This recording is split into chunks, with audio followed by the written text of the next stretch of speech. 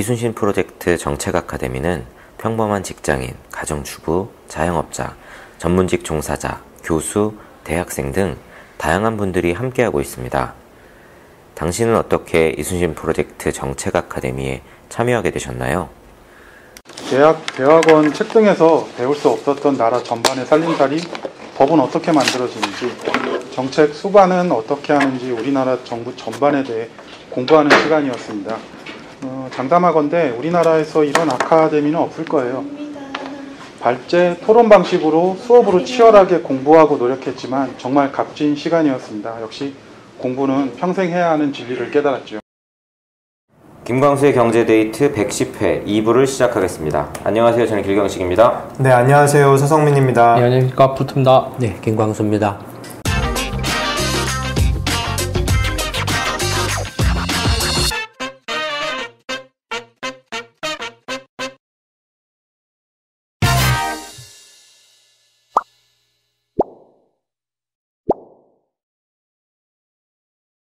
네, 1부에 이어서 일본의 경제보복, 네. 일본 측 이야기를 조금 더 해보도록 할게요. 네, 일본 정부 얘기 먼저 전하겠는데요. 이제 일본 정부 부처의 한 간부가 이제 언론 인터뷰를 한 내용인데, 이제 총리 관저의 분위기가 이랬답니다. 간닌 북쿠로, 인내 주머니가 터졌다, 이런 표현을 쓰면서 한국 정부 측의 태도에 인내심의 한계에 다다랐다.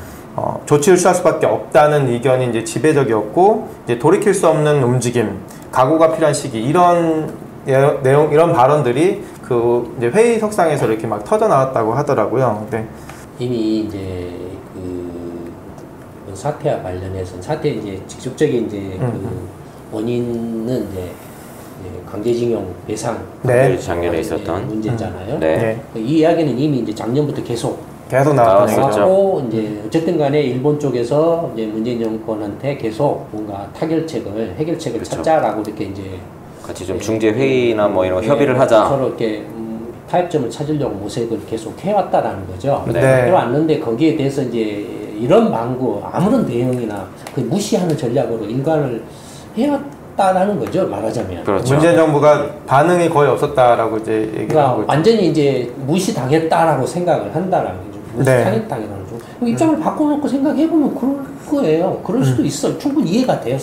이게 무슨 이렇게 친반 아까도 말했지만 토착의 그런 미친개인 소리가 아니라 어떻게 그 외교 문제, 현안 문제라고 이렇게 그 문제 제기를 해오는 것에 대해서 일방적으로 자기가 내가 이렇게 한 게 아니라 한국 법원이 판결을 한 거야 라고 한다 한들, 이게 외교 문제는 이렇게 국가 간의 문제이고, 그래서 한 국가의 어떤 법의 테두리를 벗어나는 건데. 그렇죠. 근데 그렇다고 해서 이렇게 내가 이렇게 무대응하고 무시한다는 게 뭐냐면은, 난 너하고 이야기하고 싶지 않아.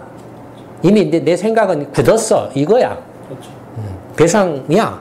배상해야 돼. 이런 태도잖아요. 그게 옳고 그르고를 떠나, 아까 일부에서도 앞에서도 말했던 것처럼, 내 생각이 옳고, 내가 또 우리가 역사적으로 일본한테 이렇게 많이 침략을 당한, 이렇게 임진왜란이라든지, 뭐, 이렇게 일제 식민지라든지, 그런 침략을 당한 그런 게 정말로 억울하고, 정말로 이렇게 화가 나는 그런 역사적인 어떤 그런 것들이 있어서 내가 참을 수 없을지라도 내가 그렇게 상대방에 대해서 무시를 했을 때 일방적으로 그냥 상대방은 모멸감을 느꼈을 거 아니에요. 네. 그렇게 이야기하고 서로 이렇게 이야기를 해보자라고 이렇게 연락을 하고 했는데도 일방적으로 무시했다라는 것은 완전히 자기들한테 모욕을 줬다라는 거 아니에요.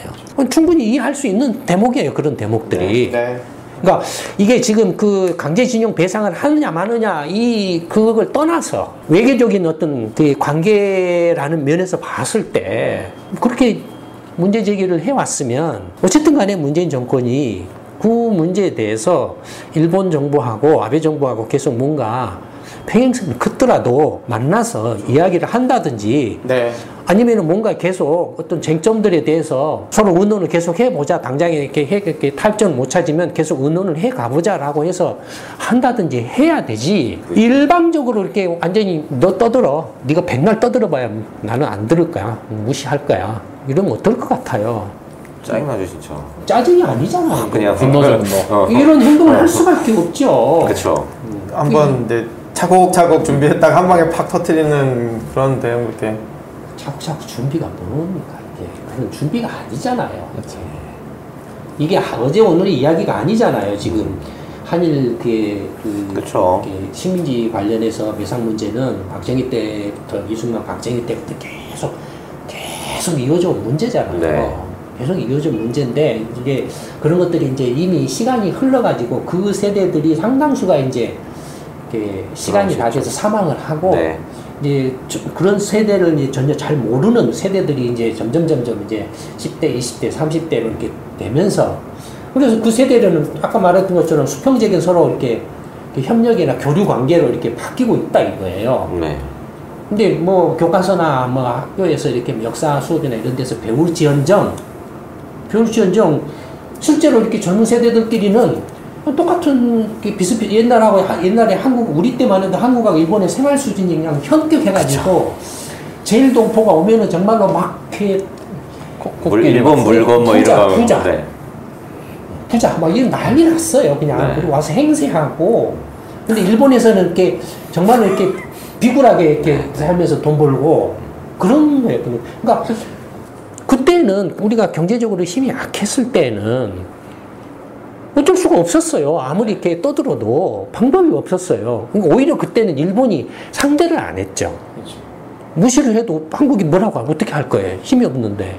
상대를 안 했죠. 근데 어쨌든 간에 지금 경제적으로 이제 그래도 상당한 수준까지 한국이 이렇게 올라왔고, 그래서 어느 정도 이제 서로가 한국하고 일본이 상생할 수 있는 그런 이제 어떤 여건들도 점점 이렇게 만들어져 오고 있죠. 네. 마지막에 남은 게 과제랄까 문제는 이 과거 아까도 말했던 계속 말하는 이 제국주의 시대의 어떤 그 지배의식과 그 피의식에 사로잡힌 이 60대 이상 세대들 이렇게 전부 이렇게 정치권에서 물갈이 하는 거.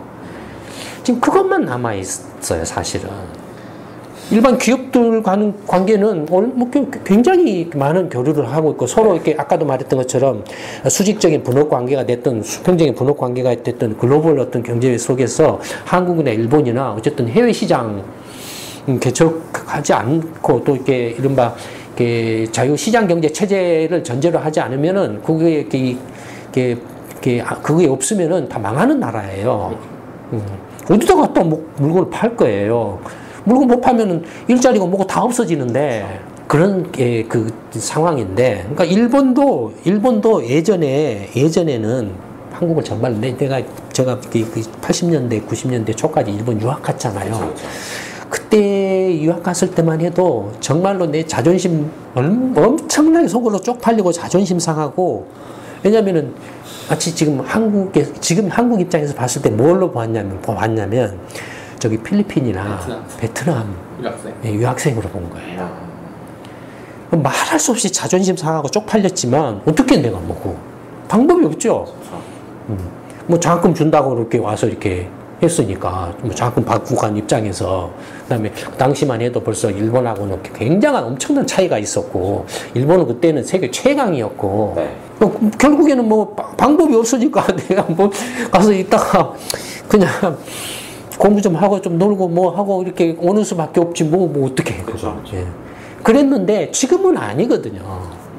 지금은 많은 부분에서 아까도 말했던 것처럼 한국이 일본을 따라잡거나 앞서간 부분들이 생겨났다 이거예요. 물론 여전히 수평적 어떤 그 관계로 완전히 간 건 아니고 수직적인 기술면에서는 수직적인 관계에 있다 이거예요. 여전히. 네. 수직적인 관계에 있지만은 그럼에도 불구하고 이렇게 수평적으로 이렇게 점점 이렇게 이제 한국이 나름대로 이렇게 노력을 해서 이렇게 그런 것들이 좀 확대되고 있다 이거예요. 그래서 일본과의 어떤 교역에 있어서도 이제 그 일본에게 전적으로 의존하던 어떤 그 교역 구조나 경제 관계가 다양화되면서 일본하고 교역을 안 하고 뭐 중국하고도 하고 유럽하고도 하고 미국하고도 하고 이렇게 대체가 된다 이거예요. 네.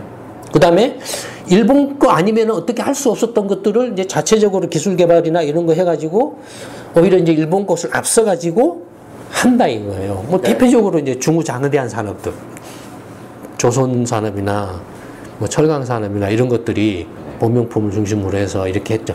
아직도 이제 철강 제품이나 이런 것들은 일본 거 갖다 쓰죠, 우리가. 아직은.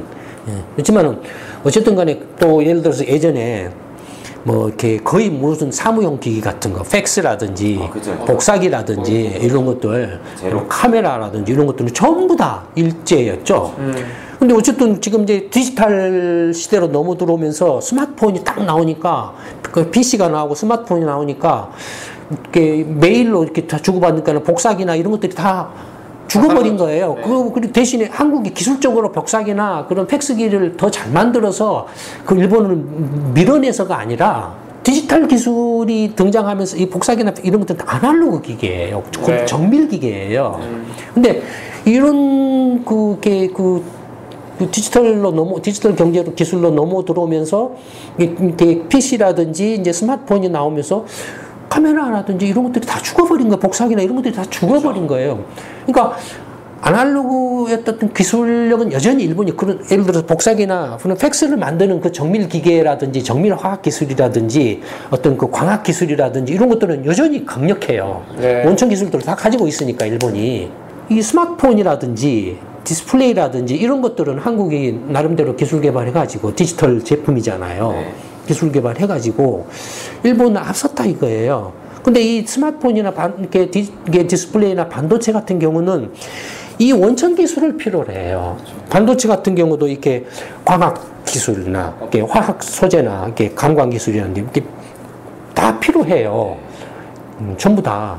그다음에 뭐 이렇게 그 정밀 기계 기술이라든지 정밀 화학 기술이라든지 이런 것들이 다 필요하거든요. 근데 어쨌든 간에 예전에는 전부 다 이렇게 일본 거 사다 쓰던 것들이 한국에 이제 스마트폰이나 이런 것들로 뭐 디스플레이 하면서 TV 같은 것도 앞지르니까 일본 거 TV를 안 사다 쓰고 이제 오히려 이제 한국 TV를 판다 이거예요. 그렇죠. 아날로그 기술에서 디지털 기술로 넘어오면서 아날로그 제품들이 디지털 어떤 그 기술에서 이게 대체돼 버리는 것 때문에 그렇지 한국이 기술적으로 따라가서 했다라고 보기도 어려워요, 사실은. 좀 그렇잖아요. 물론 디지털 기술에서 한국이 일본을 조금 앞질러 간 부분들이 있기 때문에 그래서 반도체 같은 경우라든지 뭐 스마트폰이나 뭐 디스플레이 같은 경우는 일본 업체들이 거의 이제 몰락했잖아요. 그러니까 그런 부분에서 분명히 한국이 이렇게 기술력을 이렇게 키웠다 이거예요. 그러니까 그런 면들이 있지만 그래서 어떤 완전히 수직적인 관계에서 이제 부분적으로 이렇게 수평적인 관계로 이렇게 조금씩 전환해 오고 있다 이거예요. 네, 그렇지만 여전히 한국은 정말로 일본과의 그 피해의식에 사로잡혀가지고 왜 지들이 이렇게 무능하고 개판으로 해가지고 식민지에서 국민들을 고통스럽게 만들고 희생당하게 만들어 놓고 네. 그걸 다 이제 피해의식을 또 이제 국민들한테 계속 이렇게 자기들 이렇게 기득권을 유지하기 위해서 이렇게 심어주고 그러면서 개판을 치면서 또 이렇게 더 또 난장판을 만드냐 이거예요. 근데 지금 기업들이나 세대들은 젊은 세대들은 그런 피해식이나 이런 것들을 몰라요. 그렇죠. 사실 직접적으로 연관이 없으니까. 네, 그게 또 바람직하고 필요해요. 그래야 대등한 이제 관계에서 이렇게 가거든요. 그래서 저만 해도 그 당시에 일본 유학 갔을 때 학문적으로도 일본이 한국을 월등히 앞섰기 때문에 앞섰는데 기가 팍 죽어버려요. 예를 들어서 미국에 유학 간 사람 보면은 전부 가면 거의 100명 중에 99명은 친미파가 돌아와요. 네, 그렇죠. 근데 예전에도 이야기 했잖아요. 네. 처음에는 지가 잘났다고 한국에서 무슨 스카이네 뭐네 하고 깝죽 하다가 미국에 이제 이렇게 아이비리그 대학에는 어디 유학 딱 갔더니 세계 천재들이 다 와가지고 여기를 봐도 천재, 저기를 봐도 천재, 뒤를 봐도 천재, 앞을 봐도 천재야. 네. 쪽을 못 쓰는 거야. 그러니까 겁이 나는 거야. 그러니까 미국의 그 어마어마한 이제 그 힘을 느끼는 거예요. 그러니까 이제 그 순간 어떻게 된다 그랬죠? 지도교수한테 최대한의 공손함과 동양인으로서 예의절, 한국인으로서 예의절을 생일 때 꼬박꼬박 선물 갖다 드리고 인사하고 뭐하고 안부 전화드리고 이렇게 한다라고 그랬죠. 그리고 한국에 돌아오면 이제 처음에는 혀꼬부라진 소리를 해요. 옛날에 진짜 심했죠, 옛날에. 웃기는 거예요, 이게 지금. 근데 지금 젊은 또 이렇게 그 세대들은 또 안 그래요. 그렇죠? 지금 또 최근에 그런 세대들을 보면은 안 그래요. 근데 여전히 미국이나 이런 데 유학 갔다거나 아니면 한국에서 학위를 마치고 이제 이공계 출신으로는 포스트학이나 이런 과정을 파블라스 미국에 갔다 온 이제 젊은 애들 이야기를 들어보면 역시 미국에 대해서 두려움을 느낀다 이거예요. 엄청나다 이거예요. 특히 기초학문 분야에서는 한국이 너무 떨어졌다라는 거예요. 화학이라든지 물리학이라든지 이런 쪽에 대해서 너무 떨어졌다라는 거예요. 그러니까 가서 기가 죽는다라는 거예요. 가서 이렇게 뭔가 디스커션을 한다든지 뭔가를 한다 해도 기가 죽는다라는 거예요. 그나마 지금 일본 같은 경우는 문화적으로나 여러 가지 면에서 이제 지금 젊은 세대들은 그 수평적인 관계로 바뀌어오고 있기 때문에 이런 세대들한테 그 구시대가 시대착오적인 어떤 그 피의식에 사로잡혀가지고 세뇌교육을 하고 일본은 적이다, 악이다. 저놈들이 우리를 이렇게 역사적으로 이렇게 침략을 많이 했어. 또 일본은 일본대로 마찬가지로 그 구시대의 시대착오적인 그런 세력들이 일본 그 젊은 세대들한테 야, 쟤들은 우리 밥이야. 쟤들은 우리 이렇게 그 깔아뭉개야 돼. 라는 그런 말도 안 되는 그런 세뇌교육을 해서 자기들이 밥그릇을 지키는데 급급하고 그럼 이미 21세기의 어떤 세상의 변화에 못 따라가 둘 다 망하게 돼 있어요. 아까 5월 동주라 그랬잖아요. 그렇죠. 둘 다 죽어요. 둘 다 죽게 돼 있어요. 아니 생각을 해보세요. 예를 들어서 한국하고 일본이 서로 이렇게 윈윈하는 상생의 협력 모델을 만드는 게 더 좋나요? 아니면은 서로 이렇게 개판 취급하고 싸워서 서로 망가지는 게 더 좋나요? 서로 잘 되면 좋죠. 당연히 그렇죠. 말할 필요도 없죠. 그쵸, 그거는 뭐. 말할 필요도 없어요. 미친개미처럼 지금 서로가 이렇게 이제 새로운 이렇게 그 세대들이 수평적인 대등한 관계에서 평등한 관계에서 서로 교류하는 것을 무슨 이렇게 불매운동 어쩌고저쩌고 하고 일본 가지 말자. 대부분 이런 자들 보면 실업자. 그런 말을 하면 안 되지만. 그쵸. 오해의 소지가 있기 때문에. 할 일이 없어가지고, 정말로 이렇게 말도 안 되는 엉터리 소리나 하고 있고. 그러니까 일본도 마찬가지예요. 이른바 뭐죠? 그 일본 표현이 있는데. 히키코모리. 히키코모리인가? 뭔가 방콕인가? 네. 이런 거 있잖아요. 히키코모리. 저는 제 딸이 여름방학 때 뭐 일본 가고 싶으면 일본 보낼 거예요. 뭐 또 중국 여행 가고 싶으면 중국 보낼 거예요. 네. 뭐 대만 가고 싶으면 대만 보내고 형편이 된다라면 보낼 거예요. 아니 지가 뭔데 그걸 막아요. 지가 대통령이고 지가 뭐냐 이거예요. 지가 뭐길래 선동을 하고 국민들한테 올가미를 씌우냐 이거예요. 거기 가면 나쁜 놈이에요? 미친놈이에요. 그러면 방탄소년단들 일본 가서 공연하는데 거기는 일본 그 10대, 20대, 30대 다 미친놈들이에요? 그건 완전히 그 일본 나라를 대신한 매국노들인가요? 완전히 그 또라이 정신 나간 놈들이에요. 상황이 이렇게 된 데는 아까 말했던 것처럼 정말로 문재인 정권이 아니 개또라이 짓을 했어요. 강제징용에 대해서 우리는 개인 배상을 인정한다라는 입장이라면 만나서 계속 그걸 이야기하면 그렇죠, 되잖아요. 서로. 만나서. 네. 우리는 이렇게 그 배상을 해야 된다고 생각한다. 그 논거는 이거다. 근거는 뭐다. 서로 얘기해가지고 서로 이렇게 정 안 되면 그럼 우리 국제사법재판소나 어떤 국제분쟁위원회, 조정위원회 이거 같이 가서 한번 따져보자. 그렇죠. 그럼 가면 되잖아요. 이제 와서 이제 거기 가네 마네 있다고 소리를 하고 있는 거예요. 그럼 거기 간다라고 그러면 당장 내일 모레 그 부품이나 소재 공급이 떨어지는 끊기는데 그게 해결됩니까? 안 되죠. 완전히 이 사람들은 정말 이렇게 그 자한당 개판 정말 말도 안 되는 엉터리 자한당의 어부지리로 지금 정권 얻어 걸려가지고 촛불 집회 뭐 하면서 얻어 걸려가지고 하면서 이 사람들은 진짜 자한당 없으면은 옛날부터 날라갔죠. 정말로 지금 어처구니가 없어요 개인적으로. 이럴 것 같았으면 차라리 안철수 바람 불어서 안철수가 개판 치더라도 그런 생각마저 들어요. 자괴감이에요 정말로. 이럴 것 같았으면 학습이라도 할 거 아니에요. 안철수 바람에서 안철수가 했는데 저거 준비 없이 와가지고 저거 개판이네. 저거 안 되겠네. 제대로 된 좀 준비된 세력을 뽑아야 되겠네. 학습이라도 하잖아. 했을 거 아니에요. 이게 근데 학습도 없었어요 지금.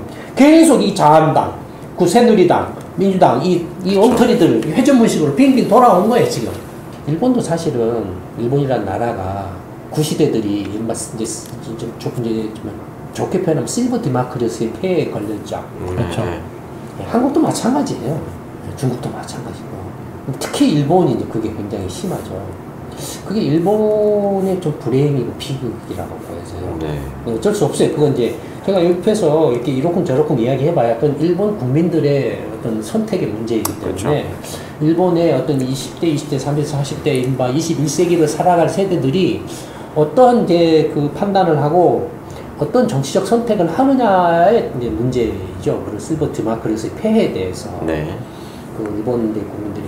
물론 일본 국민들도 자민당 좋아서 저러는 거 아니다라고 이미 여러 번 이야기했잖아요. 그쵸. 지금 대안이 없어요. 지금 야당 완전히 개판이고 네. 자민당이 좋아서 찍어주는 게 아니라 선택의 여지가 없다 보니까 일본 그 전후 세대들이 새로운 어떤 제3의 정치 세력이나 대안을 만들어야 되는데 그걸 지금 못 만들어내고 있다라는 게 일본이라는 나라가 앞으로 21세기를 이렇게 헤쳐나가는 데 있어서 엄청난 걸림돌이나 한계로 작용하지 않을까 싶어요. 근데 한국도 지금 그 뒤를 따라가고 있어요. 네, 지금. 네. 한국이 21세기를 이렇게 헤쳐나가는 데 있어서 망가지느냐 아니면 이렇게 주도적으로 헤쳐나가느냐의 갈림길이 있다라고 봐요, 지금. 주도적으로 헤쳐나가려면 한국의 지금 이제 전후 세대들이 10대, 20대, 30대, 40대 이 세대들이 자기들이 살아갈 21세기를 자기들이 살아갈 세대잖아요. 21세기를 살아갈 그 주역들이 어떠한 이렇게 새로운 민주당도 아니고 자한당도 아니고 기득권화된 엉터리 떨거지 정당 정치권들이 아닌 제3의 새로운 정치 세력을 어떻게 만들어내서 자기들이 살고 싶은 나라를 주도적으로 만들어 가느냐에 달려 있어요. 그걸 하느냐 못 하느냐에 따라서 한국과 일본의 관계도 결정날 거라고 봐요. 어느 나라가 먼저 그걸 하느냐에 따라서. 네, 네. 한국의 어떤 그 21세기를 살아갈 세대가 먼저 기득권화된 정치 세력을 전면적으로 물갈이해서 새로운 정치 대안 세력을 만들어내면 한국이 21세기에 앞서갈 거고 일본이 먼저 하면은 일본이 앞서갈 거고 그렇다는 거예요. 양 국가가 서로 서로 그런 물갈이를 하게 되면 21세기 한일 관계가 상생의 협력 관계로 우리 동아시아 또는 동북아시아 또는 세계 전체에 있어서 미국, 중국에 휘둘리지 않는 제3의 어떤 그 세력이나 힘을 형성할 수 있다 이거예요. 결국 적은 경제력이 아니에요. 네, 네. 앞으로 이렇게 북한까지를 이렇게 염두에 둔다라고 했을 때 결코 적은 경제력이나 어떤 기술력이 아니에요, 사실. 네. 그러니까 역사적으로 일본과의 관계가 좀 불행하고 좀 이렇게 안 좋은 관계였지만 그렇다고 해서 이게 미래까지도 그런 불행스럽고 안 좋은 관계에 사로잡혀가지고 미래마저도 계속 엉망진창으로 만들어 가야 되느냐? 그것만큼 어리석은 것도 없어요. 그렇죠. 전혀 그럴 필요도 극복하고 넘어가야죠. 네. 아베 총리가 이런 극단적인 수를 둔 건 분명한 무리수예요. 무리수고 무모한 수고 자충수예요. 네. 어쨌든 간에 저는 그 아베 정권이 이런 이제 그 제재 조치를 강한 그 발표를 딱 듣는 순간 너무나도 치욕적이고 굴욕적이고 분노가 끌어올랐어요. 네. 그 분노는 아베 정권뿐만 아니라 일본 국민이 아니에요. 아베 정권이에요. 네. 일본의 정치권과 한국의 정치권에 대해서 분노가 끌어올랐어요. 아니 이 양 정치권이 개판친 것에 대해서 왜 내가 이렇게 일반 국민들이 희생을 당해야 되냐, 피해를 봐야 되냐 이거예요. 그렇잖아요. 그렇죠. 어쨌든 간에 서로 간에 이렇게 서로 그 교류를 확대하고 있고 이렇게 하고 있는데 그러니까 당연히 이제 일본의 이른바 이렇게 기업이나 재계나 이렇게 상식 있는 사람들 입장에서는 야 이게 과연 이렇게 현명한 거냐라는 것을 당장에 생각하게 되죠. 그렇죠. 당연히 그러니까 그 일본의 여론도 아베 정권에 대해서 반발하는 그런 것들이 네, 나오죠. 네, 네. 다만 이제 아베 총리가 그렇게 이제 이렇게 무모한 수를 둔 배경에는 좀 복잡한 것들이 여러 가지가 얽혀 있는 것처럼 보여요. 거기에 대해서는 이제 뭐 자세하게 이야기는 어렵고 뭐 오늘 경제 시평에서 이제 좀 이렇게 네. 했지만 네. 어쨌든 간에 이럴 때일수록 한국의 상식적인 국민들과 일본의 상식적인 국민들이 아베 정권이나 문재인 정권이나 또는 일본의 여야를 막론한 이른바 제국주의 시대에서 벗어나지 못한 그런 그 구시대, 시대착오적인 세대하고 이 식민지 시대의 어떤 피해의식에 사로잡혀 있는 그런 게 구시대착오적인 세대들을 과감하게 배제하고 미래를 향해서 미래를 내다보고 현명하고 합리적인 선택과 판단을 해 나가는 게 더 필요하다고 생각을 해요. 여기에 휘둘리면은 불행해요. 그러니까 아까 뭐 민주당의 그 또라이 국회의원이 정말로 무슨 물병을 일으켰다. 지들이 개판을 이런 상황을 만들어 놓고 그따위 소리를 하고 있고 국민들을 또 이간질하고 선동하고 있고 만약에 제가 이렇게 대통령이 되고 권력 잡으면은 이놈들을 좀 감옥에 보내고 싶어요. 역사적으로 어느 나라든지 간에 특히 근대사에 들어와서는 세계적인 전쟁과 이른바 이제 민족 간의 분쟁들이 굉장히 이렇게 역사적으로 봤을 때 심했잖아요. 그렇죠. 그러니까 어느 나라든지 간에 대다수 나라들이 극소수를 제외하고는 굉장히 아픔들을 많이 가지고 있어요. 이런 식민 관계를 가지고 있어서 원수 비슷한 관계가 많이 있더라고요. 네, 생각보다. 엄청나게 많아요. 엄청나게 많은데 그런 아픔들을 어떻게 이제 잊지 않으면서도 그것이 미래의 어떤 협력과 어떤 상생의 길로 나가는 데 있어서 방해가 되면 안 돼요. 다만 그런 아픔을 잊으면 안 되죠. 그렇죠. 아픔을 잊으면 안 되는 이유는 뭐냐면은 다시는 그런 나쁜 역사를 반복하지 않기 위한 교훈을 삼기 위해서죠. 네. 그러나 그것에 사로잡혀가지고 지금 한국과 일본의 관계 또는 한국 내부의 문제를 봤을 때 국가적으로 이렇게 우선순위 면에서 그것이 지금의 한일 관계를 이렇게 극단적인 상황으로 몰고 갈 만큼 절대적으로 중요하고 절체절명으로 이렇게 중요한 문제냐 이거예요. 그것이 그런 거예요 지금? 그런 거 아니잖아요. 그렇지 않죠. 어처구니가 없어. 정말로 어이가 없고 저는 더더군다나 이런 말도 안 되는 엉터리 짓을 해가지고 또다시 이렇게 굴욕감과 모멸감을 이렇게 느끼게 한다 이거예요. 얼마나 쪽팔리는 거예요 지금.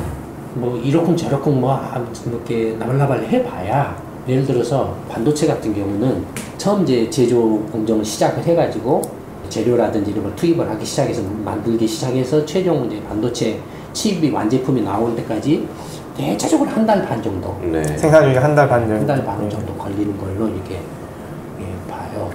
그다음에 이제 이런 조치를 이제 극단적인 이렇게 무리수를 둔 또 이면에는 아베 총리의 꼼수도 좀 있어요. 정치적인 꼼수도.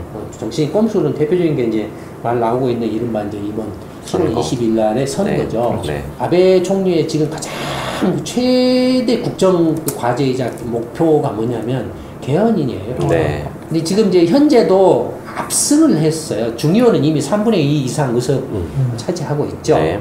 참의원은 아직 3분의 2 이상 60% 정도 압승한 상태이지만 근데 사실은 대부분의 국가에서 이 정도의 그 집권당의 그 의석을 압도적으로 차지하고 있는 경우는 거의 없어요. 네.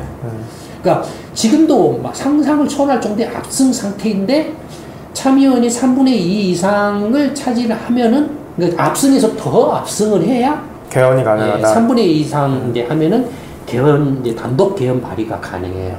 개헌 발의를 하면은 이제 국회에서 일본 국회에서 개헌 발의를 하면은 그러니까 이제 연립여당 단독으로 이제 개헌 발의를 해서 통과시킬 수 있다 이거예요. 네. 그러면 이제 국민투표를 붙이죠. 네. 근데 국민투표에서 부결될 가능성이 여론 자체는 여론 이제 일본의 현 헌법에 대해서 일본 국민들이 여론조사 결과 아직도 헌법 개정에 반대하는 여론이 찬성하는 여론보다 아직도 높아요. 근데 일단은 지금 그 참의원에서 3분의 2 이상 그 의석을 차지하지 못해서 연립여당 단독으로 이렇게 그 개헌 발의를 하지 못한 상황이죠. 그래서 이제 물론 이제 뭐 이렇게 여러 가지 이제 뭐 이렇게 내부적으로 공명당이 좀 개헌 반대하고 있고 뭐 이렇게 뭐 이런저런 것들 해가지고 뭐 할 수도 있지만 연립여당으로 해서 3분의 2 이상 이렇게 하게 되면 야당 중에도 개헌을 찬성하는 게 세력이 있어요. 네. 그러니까 이런저런 사람들 합치면 이제 개헌 발의가 가능하다 이거죠. 그러니까 그런 어떤 정치적인 꼼수로 이제 이렇게 한일 문제를 이렇게 끄집어내서 일본 국민들의 어떤 그 감정을 자극해서 이번 참여연 선거에서 좀 더 압승이지만은 더 압승을 해서 좀 이렇게 개헌 발휘를 하려는 그런 정치적인 의도, 꼼수도 지금 있는 걸로 보여져요. 그걸 봤을 때는 예를 들어서 지금 이제 아베 정부가 지금 한국에 대해서 지금 이제 압박을 다 하고 있는 상황에 지금 문재인 정권이 어떻게 대응할지는 몰라가지고 말도 안 되는 이제 우왕좌왕하고 갈팡질팡하고 있고 헛소리를 하고 있는 상황이거든요. 근데 기업들이 당장에 발등에 불이 떨어졌기 때문에 일본에 간다든지 어디 가든지 뭐 해요. 물론 일본 기업들도 일본 정부 규제를 피하려고 해서 예를 들어서 이제 삼성전자의 그 이른바 이렇게 그 7나노 뭐 이런 정도의 이렇게 EUV인가 이렇게 한 것들은 그 화물주 생산 공장이 벨기에에 회사마다 벨기에가 있어요. 합작을 해서 이렇게 만든 회사인데 벨기에가 있어요.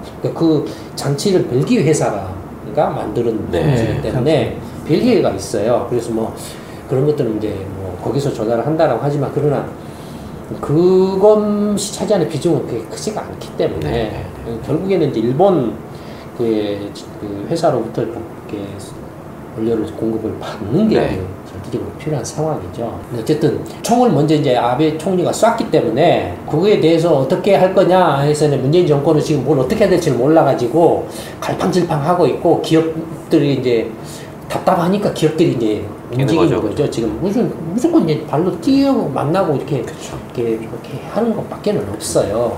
얘네들 지금 문재인 정권은 말도 안 되는 엉터리 헛소리는 하고 자빠졌고, 근데 지금 문제는 이제 일본 내에서 여론들이 아베 총리에 대한 여론들이 이렇게 계속 이제 안 좋다 이거예요. 이거는 무리수로 다 한국을 너무 감정적으로 자극을 했어. 지금 단기적으로나 중기적으로는 한국이 일본에 대해 손을 쓸 방법이 없어요. 당할 수밖에 없어요. 아까 말했잖아요. 말할 수 없는 지옥과 굴욕이죠. 이게 실제 식민지, 경제 식민지 그런 모양새죠. 심하게 말하면 이걸 잊겠냐 이게 한국 기업들이나 한국 사람들이. 이게 엄청난 지금 충격을 줘버렸어요. 이것들이 이제 일본과의 어떤 수직적인 분업 관계를 한국 입장에서는 어떻게 쓰든지 이제 해소를 하려고 할 거라는 거죠. 그걸 굉장히 이제 일본 입장에서는 이제 아마 우려하고 있다라고 봐야 되겠죠. 물론 그게 현실적으로 얼마까지, 어느 정도까지, 언제까지 그게 가능할지는 미지수죠. 해봐야 아니까. 해봐야 아니까. 어쨌든 간에 굉장한 이제 그 충격을 줬다라는 거예요. 거기에 대해서 이제 너무 이렇게 무모했다라는 그 비난 여론들이 많잖아요. 일본 내에서도. 그래서 이제 아베 총리 입장에서는 참여 선거 끝나고 나면 뭔가 다시 화해 제스처가 올까요? 어떤 시그널을 이렇게 보낼지도 모르죠. 아니면은 계속 뭐 이렇게 강수를 두면 이제 뭐 한국이 뭐 어떻게 대응할 거야, 한국도 맞짱을 뜰 거야, 헛소리 막 떠들고 있는데 그건 이렇게 입 아프게 말할 필요 없어요. 7월 20일 이후 내지는 8월 말 후의 상황을 보면 알아요. 그때 삼성전자나 SK 하이닉스나 LG전자나 이런 데들이 지금 어떻게 되는가를 보면 알아요. 굳이 지금 입 아프게 말할 필요 없어요.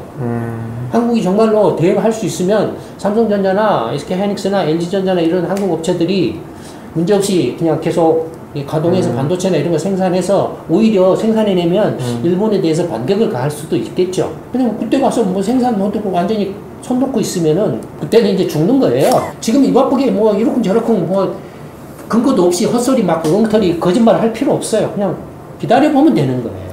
이런 상황에서 사실은 어떻게 해야 되느냐인 거예요. 어떻게 해야 되나요? 그거 딱 한 가지밖에 없어요. 난 말해주고 싶지 않아요.